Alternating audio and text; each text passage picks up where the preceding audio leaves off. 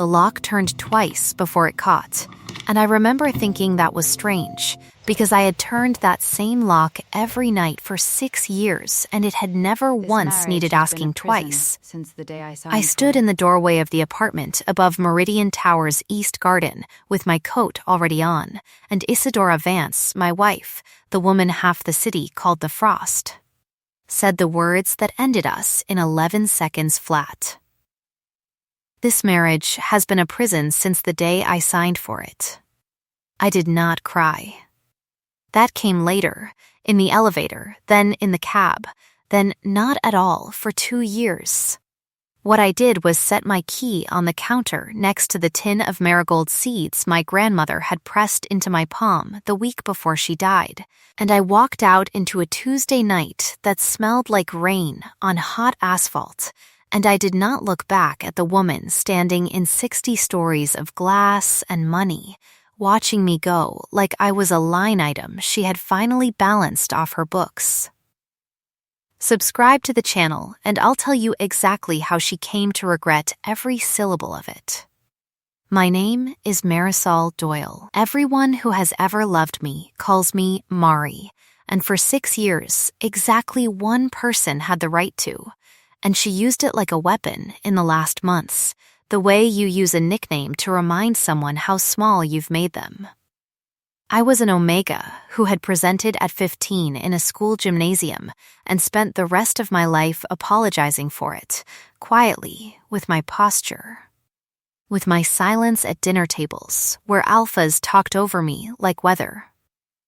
I was a paper conservator by training, the kind of person who can tell you the difference between a genuine 1911 ledger and a forgery from the weight of the ink alone, and no one in the Vance family had ever once asked me a question about my work that wasn't rhetorical. I had married Isadora at 26 for reasons that felt, at the time, larger than either of us, a whirlwind, a fever. A woman who looked at me across a fundraiser gala like I was the only solvent thing in the room.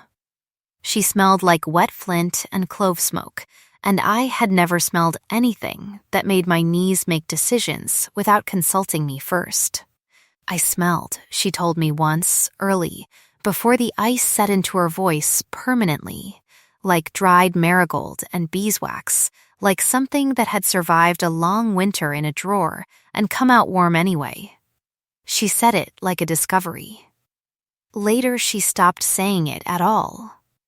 The bond between us had never fully settled. I know that now, though I did not have the language for it then. Alphas and omegas who bond in haste, under pressure, before either has chosen it freely with open eyes, sometimes carry a thread instead of a rope. Ours had been tied the week her father died, when Constance Vance stood over both of us with a folder of shareholder agreements and told her daughter that Vance Meridian Group required a stabilizing marriage within the quarter, or the board would exercise a clause neither of us had been shown. Isadora proposed to me 9 days later.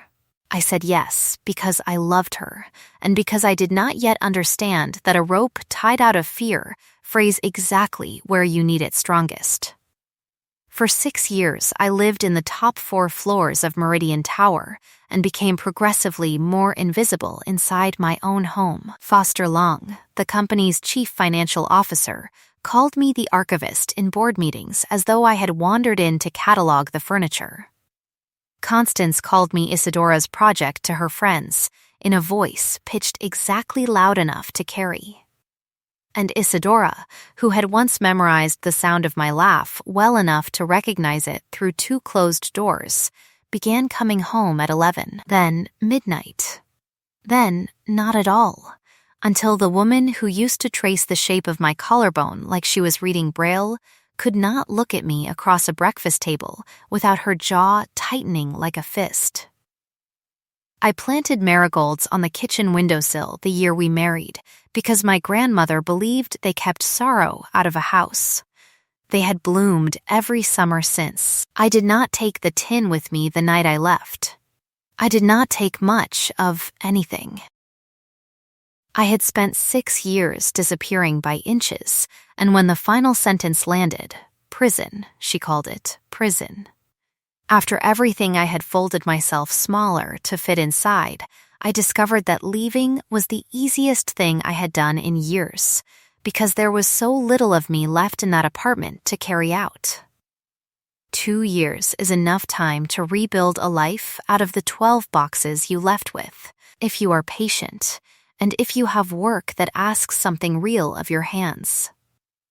I went back to the Wexford Historical Trust, where I had trained before the marriage swallowed my calendar, and I became, quietly, one of the 3 best paper conservators in the state. My hands had not forgotten anything. I could still find a forged signature by the tremor in a downstroke, still smell mildew rot in a document before the spore count confirmed it. My best friend at the trust, a blunt, generous beta named Josie Lindvist, told me on my first week back that I flinched every time a phone rang, and that this was, in her professional opinion, as someone who had loved and lost a truly terrible man, a problem I would fix on my own time and not hers. She was right. It took 11 months before I stopped checking a caller ID for a name I had deleted and never quite forgotten. There was a colleague, Thomas Reyes, who asked me to dinner twice and took my second, gentler no with more grace than I'd ever seen an alpha manage, and remained, afterward, an actual friend, which told me something about the kind of decency the world still had in it, even when Vance Tower had run out. I did not think about Isadora every day. I want that on the record. Some days I only thought about her 4 or 5 times, usually at the exact hour the light through my apartment window turned the particular gray gold it used to turn in our kitchen, and my body, traitor that it was, would go looking for a scent that was 2 years and 4 miles away. Then, on a Thursday in March, the Trust's director walked into my workroom holding a commission letter on cream stationery with a raised silver seal I would have known blindfolded, and said the Vance Family Foundation had specifically requested me, by name, to authenticate a set of trust documents dating back 3 generations, and that the fee alone would fund the Trust's conservation lab for a year. I held the letter for a long moment. Then I said yes, because I told myself it was about the money, and because some stubborn, unhealed part of me wanted to walk back into that building on my own 2 feet, with my own name on the doorpass, and prove I had never needed any of it to be someone worth looking at. I did not know, standing in that elevator 2 weeks later, with a case of archival gloves and a magnifying loupe, that the woman waiting for me on the 60th floor would smell. The instant the doors opened, like wet flint and clove smoke gone thin, with 2 years of something that had never quite let go of me either. The doors slid open on the same view I had watched disappear beneath me the night I left, and Isadora Vance stood in the center of it in a charcoal suit that fit her like armor built to a very specific, very lonely specification. She had cut her hair shorter. There was a line between her brows that had not been there before, carved in, permanent as a scar. For 1 full second, neither of us said anything, because the bond between us, thin as it had gone, apparently still knew how to sit up straight when it recognized someone. "You came," she said. "I was hired." I said, "There's a difference." Something crossed her face too fast to name. "Is there?" she said. And it wasn't a question, and she turned and walked deeper into the building she owned like a woman leading a ghost through her own haunted house, and I followed her, because some doors, it turns out, you can walk back through even after you've sworn you never would. The Foundation's archive occupied a converted floor 2 levels below the executive suite, all climate-controlled steel shelving, and the particular hush of paper that has outlived everyone who wrote on it. Isadora walked me through it herself, which the woman I remembered would never have bothered to do. She had assistants for tours, assistants for everything, a small army standing between herself and anything resembling ordinary labor. Now she carried my case of tools like it wasn't beneath her. You still have it, I said, before I could stop myself, at the small window at the end of the corridor, where a chipped ceramic pot sat crowded with marigolds, alive, deliberately watered, clearly loved by someone with no gardening instincts who had learned anyway. I couldn't throw it out, Isadora said. Her voice had gone rough at the edges. I tried. Twice, I didn't answer. I set my case down instead and asked to see the documents, because if I let that sentence sit in the room any longer, I was going to need to leave it, and I had signed a contract. The trust papers were beautiful, in the way that old fraud is often beautiful, meticulous, patient, dressed in the right fonts and the right cotton rag paper stock for their decade. It took me 4 days to notice the first inconsistency, a signature block on a 1998 amendment carrying an ink formulation that hadn't existed until 2003. It took me 2 more to find the second discrepancy, buried in a shell entity called Holloway Provisions, routing foundation disbursements through an account that led 3 transfers back to a name I recognized from a dozen strained family dinners.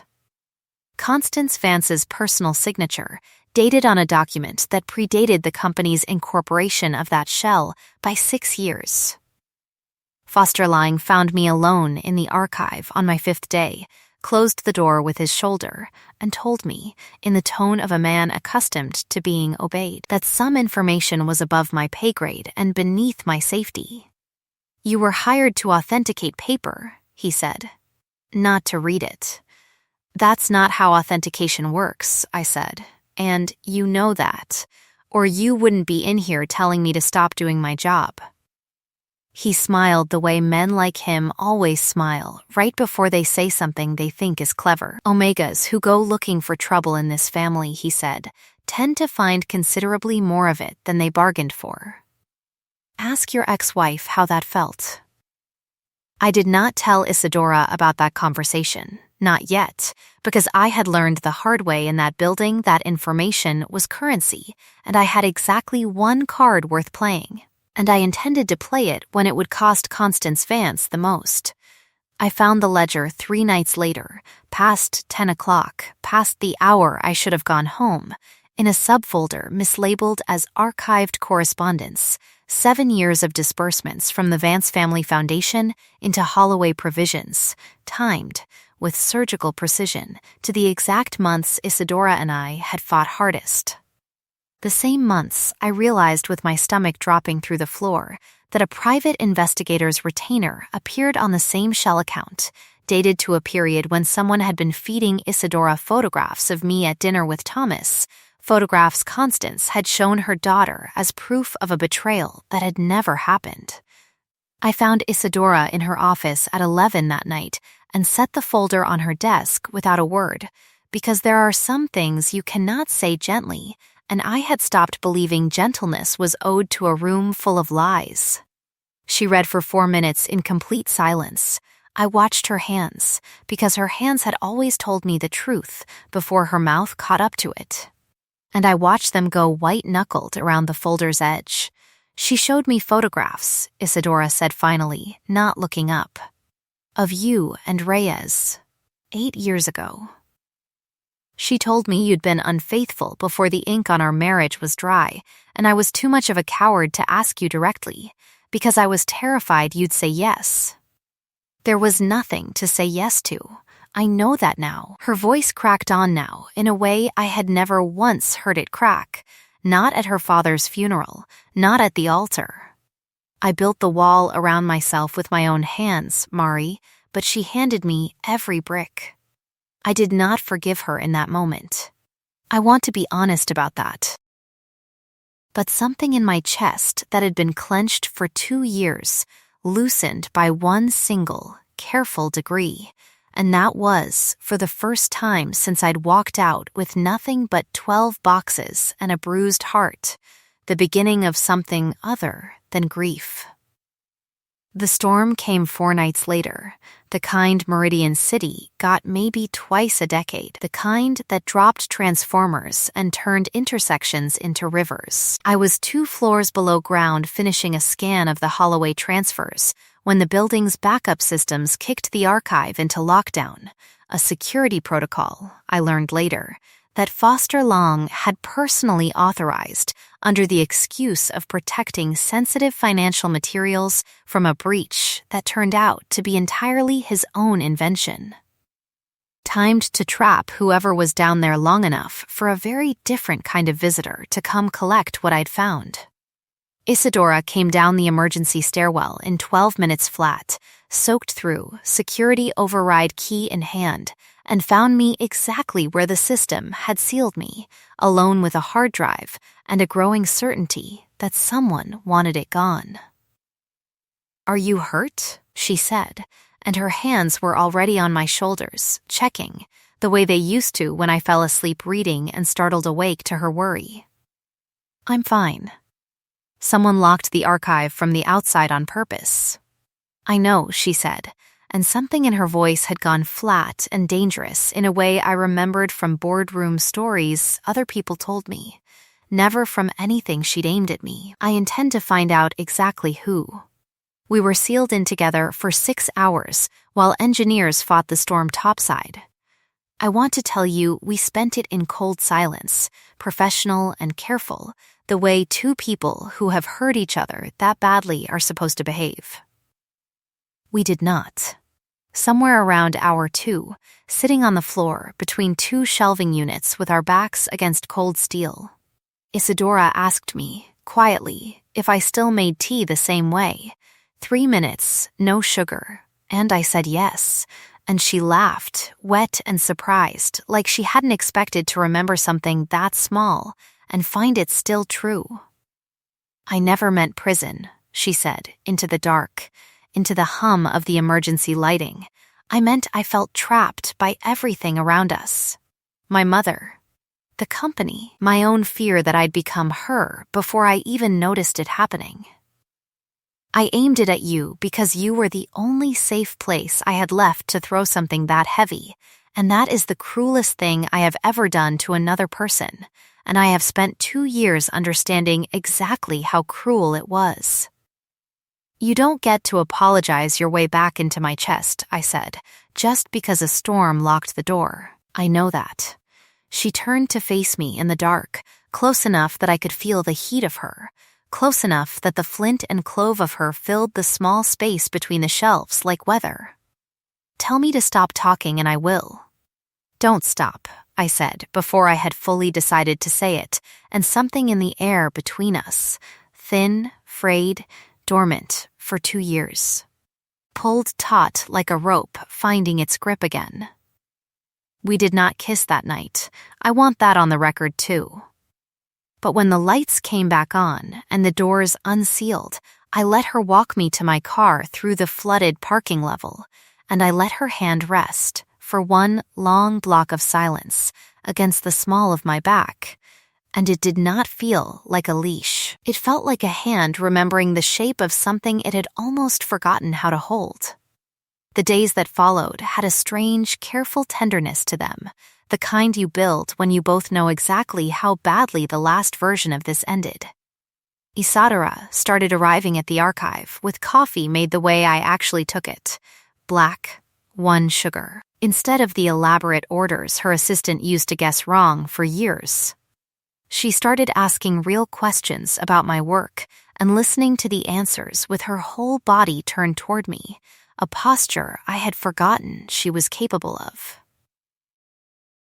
One evening, in the archive kitchenette, she cooked, badly, a dish her grandmother used to make, and burned the first attempt so thoroughly that the smoke alarm brought Sable Okafor, her head of security, running down 2 flights with a fire extinguisher and an expression of pure disbelief at finding the frost of Meridian Tower standing over a smoking pan in her shirt sleeves. "In 11 years, Sable said slowly, looking between us, I have never once seen her cook anything. I have never seen her wait for an elevator instead of taking the stairs 2 at a time. I have never seen her sit still long enough for coffee to go cold." She looked at me like she was recalculating an equation she'd long since stopped trying to solve. "Whatever you're doing," she said, Don't stop. That night, over the ruined dish and a second, better attempt, Isadora told me about her father, a heart seizing in a boardroom during a hostile takeover fight when she was 19, and her mother standing over his body an hour later, already dictating a press statement, already teaching her only child that grief was a liability you buried before the market opened. Control was the only love language she ever taught me, Isadora said. I confused it for strength for 30 years. It took losing you to understand it was just fear wearing a very expensive suit. I told her, in turn, about the 15-year-old girl who presented in a gymnasium and spent the following decade folding herself into corners so no alpha in the room would have to make space for her. I told her what it had cost me to walk back into this tower, and what it had cost me more to stay. I will always choose you over the company, she said, low, steady, her hand finding mine across the small table. Always. I should have said that 7 years ago instead of a vow to a boardroom. I believed her.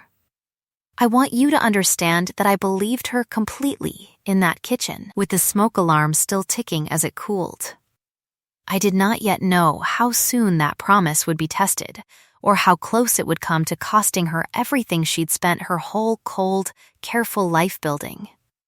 The board meeting was called on a Tuesday, the same day of the week I had once walked out of this building for good, which felt, even then, like a cruelty designed on purpose. Foster Lang stood at the head of the long glass table and announced, with theatrical regret, that internal counsel had uncovered evidence of documents removed without authorization from the Foundation archive, evidence that a former Vance spouse, he used those exact words, former spouse, like an eraser, had attempted to leverage privileged financial records for personal gain. Constance Vance sat at his right hand in a suit the color of a closed door and did not blink once.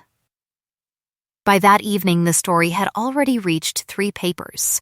The Omega ex-wife, back in the building under suspicious circumstances, accused of theft, of blackmail, of exactly the kind of gold-digging opportunism half the city's gossip columns had whispered about our marriage from the start. Meridian Tower's own legal counsel advised Isadora, in front of me, in a conference room with the blinds drawn, to issue a statement distancing the company from me entirely, effective immediately, pending investigation.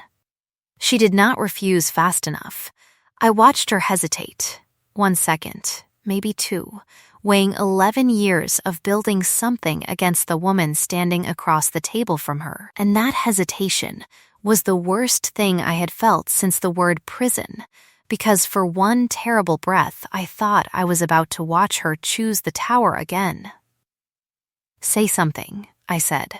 I need to consult counsel before, Isadora. She didn't finish the sentence.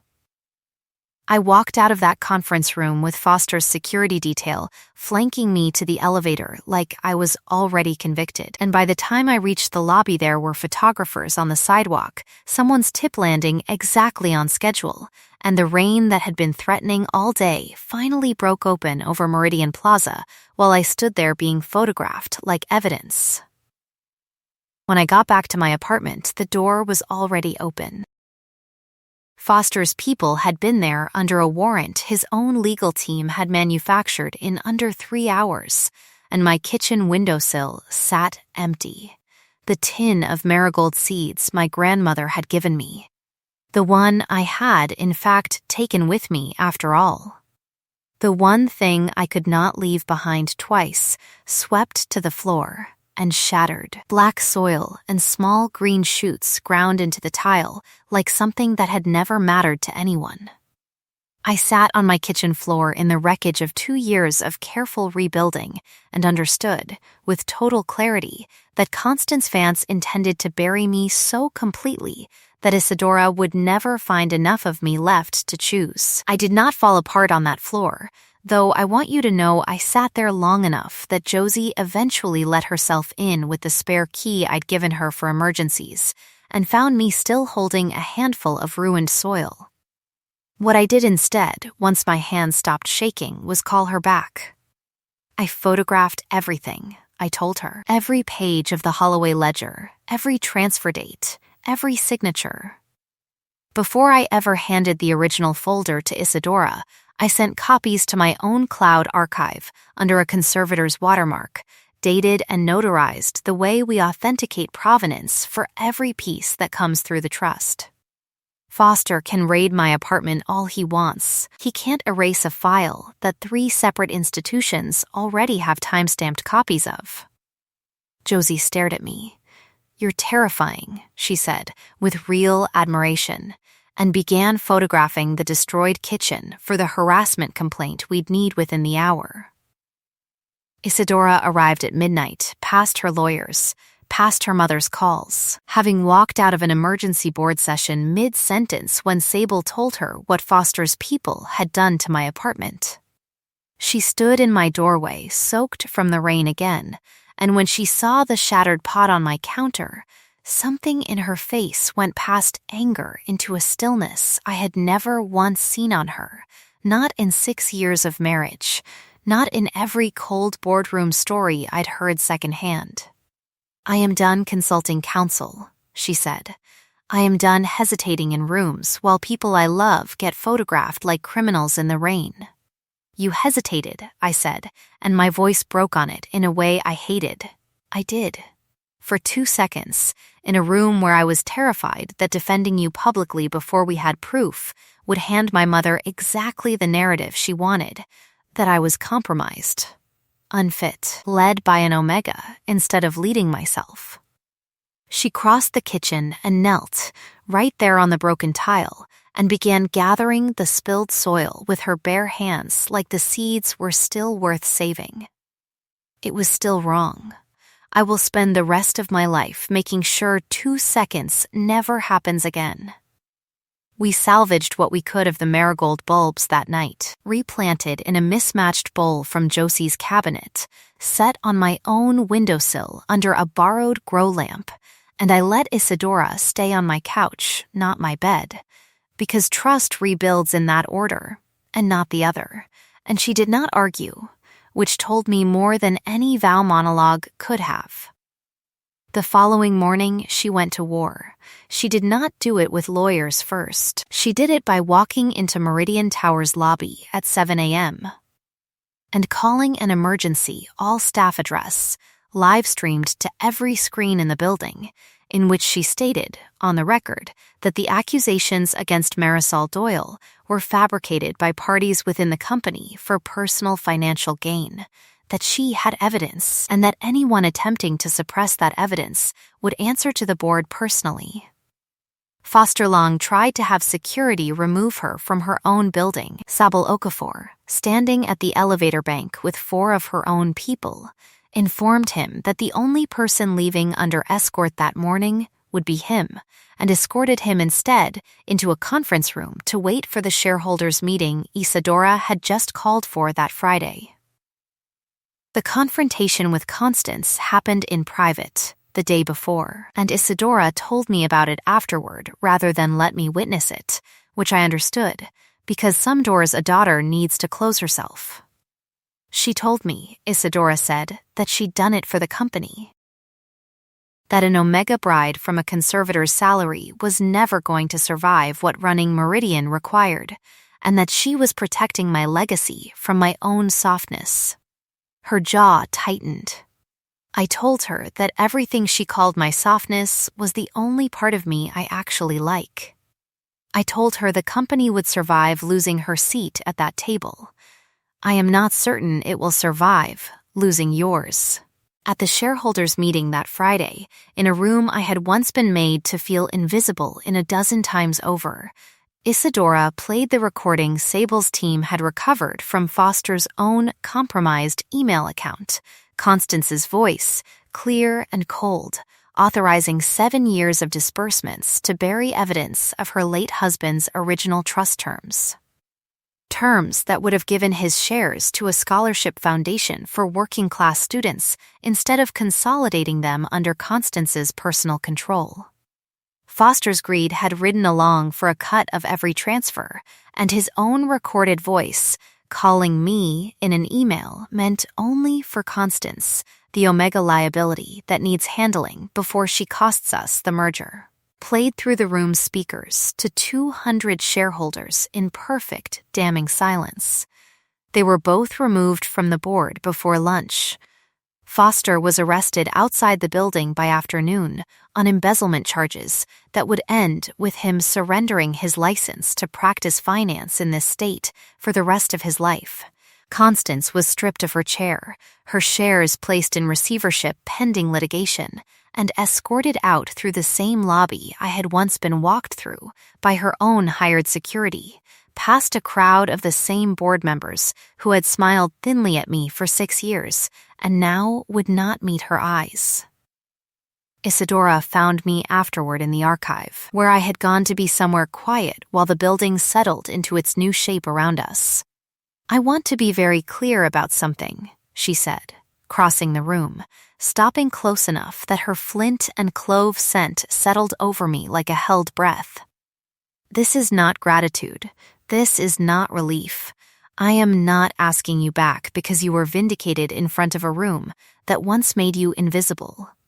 I am asking because I have spent 2 years understanding that you were the only true thing I ever built, and I built it badly, and I would like, if you'll let me, to build it again on purpose this time." "The bond never finished settling," I said. "You know that. We tied it in fear." "I know." She held very still. "Tell me what you need. Ask me," I said. "With your words. All of it. No boardroom pressure behind it this time.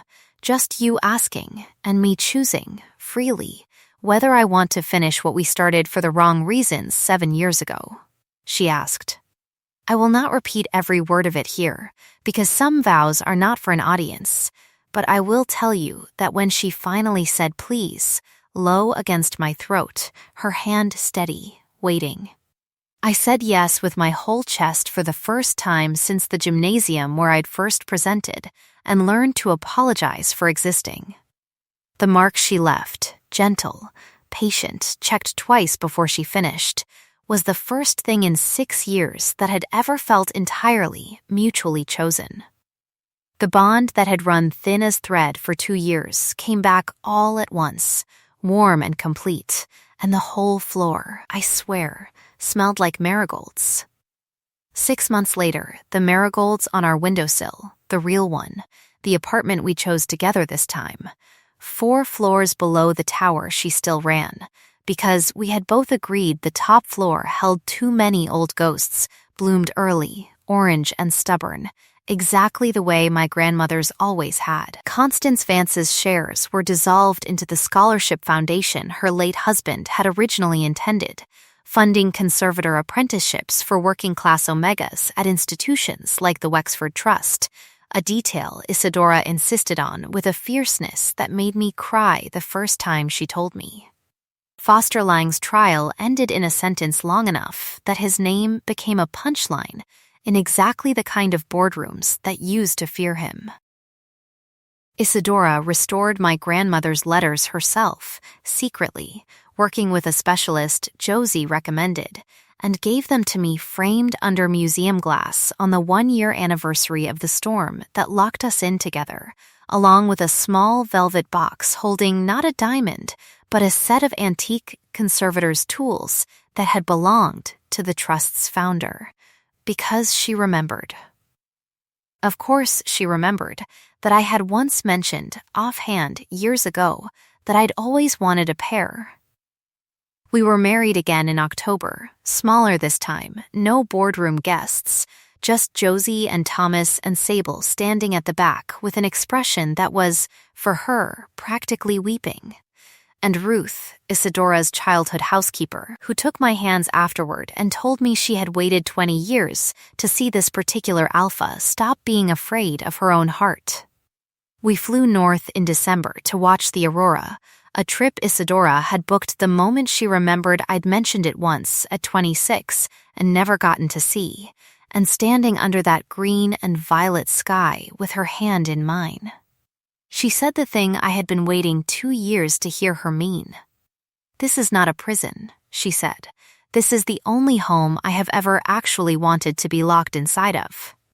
We came home to marigolds still blooming against all reasonable expectation for December, stubborn orange against the frost on the glass, and I understood. Finally, standing in that morning light, with her scent settled warm over mine, that being invisible had never been my failing. It had only ever been a room I hadn't been given the right light to be seen in yet. Some doors close so that better ones can finally be built. The end. If this story found something true in you, do one small thing before you go. Subscribe to the channel so the next one finds you too.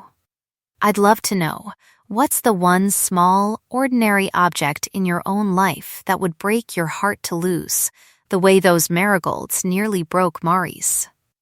Tell me in the comments. I read every one. Come back soon, because there's another story waiting, about another woman who was made to feel small right up until the moment someone finally saw exactly how much she was worth. Until then, take care of your own heart the way you'd take care of someone you loved.